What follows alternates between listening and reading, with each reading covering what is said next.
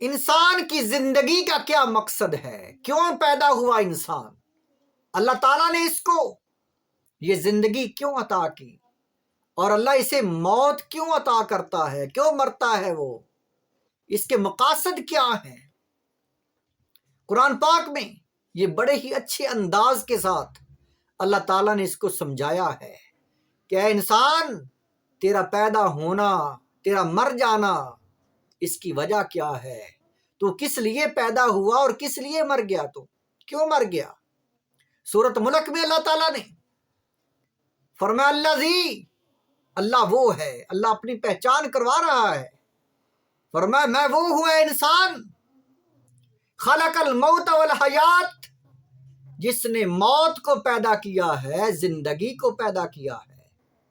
اے انسان، میں وہ ہوں، میں وہ تیرے ساتھ بات کر رہا ہوں۔ اللہ پہلے اپنا تعارف کروا رہا ہے، پھر اللہ تعالیٰ زندگی موت کے مقاصد بیان کر رہا ہے۔ یہ زندگی بھی اللہ کی مخلوق ہے، اللہ نے اسے پیدا کیا ہے۔ یہ موت بھی خلق الموت، یہ بھی اللہ کی مخلوق ہے، اللہ نے اسے خلق کیا ہے، یہ وجودی چیز ہے، اس کا جسم ہے، اس کا وجود ہے، یہ اللہ کی مخلوق ہے۔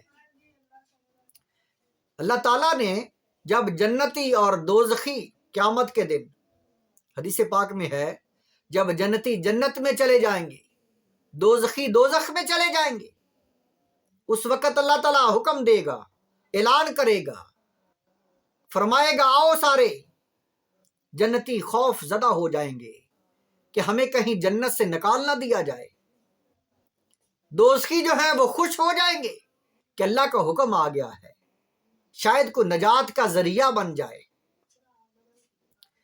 دوزخی جو ہیں وہ فوراً خوش ہو کر آئیں گے، تو اللہ تعالیٰ فرمائے گا دونوں کو، جنتیوں کو، دوزخیوں کو، کہ یہ کیا چیز ہے؟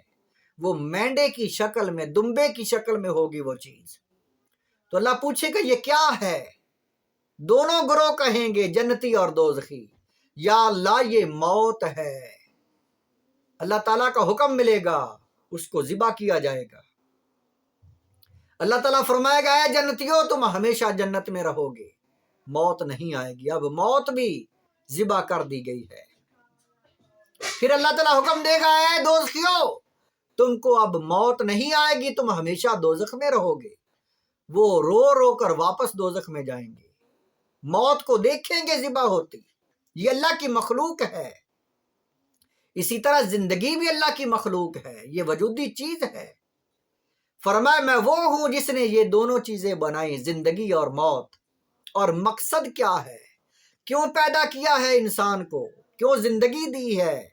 فرمایا لِیَبْلُوَکُمْ أَیُّکُمْ أَحْسَنُ عَمَلًا، پیدا اس لیے تجھے کیا ہے انسان، تم کو اس لیے پیدا کیا ہے تاکہ تم کو آزمایا جائے، کون ہے تم میں سے سب سے اچھی عمل کر کے لانے والا۔ تمہارے حسن عمل کے لیے تجھے پیدا کیا ہے کہ تو اچھا عمل کر اور اپنی خواہش کو چھوڑ دے، وہ تجھے برائی کی طرف لے جائے گی۔ انسان کو تقوی کے لیے پیدا کیا گیا ہے کہ انسان تقوی اپنا لے، آخرت کو سنوار لے، اللہ سے ڈرے، ہر ناپسندیدہ کام جس کو اللہ نے ناپسند کیا، جس سے اللہ ناراض ہے، وہ عمل چھوڑ دے، جس سے اللہ خوش ہے وہ عمل کرے، تقوی اپنا لے۔ فرمایا اے انسان، وَهُوَ الْعَزِيزُ الْغَفُورُ، اللہ ہی غالب ہے اور وہ بخشنے والا ہے۔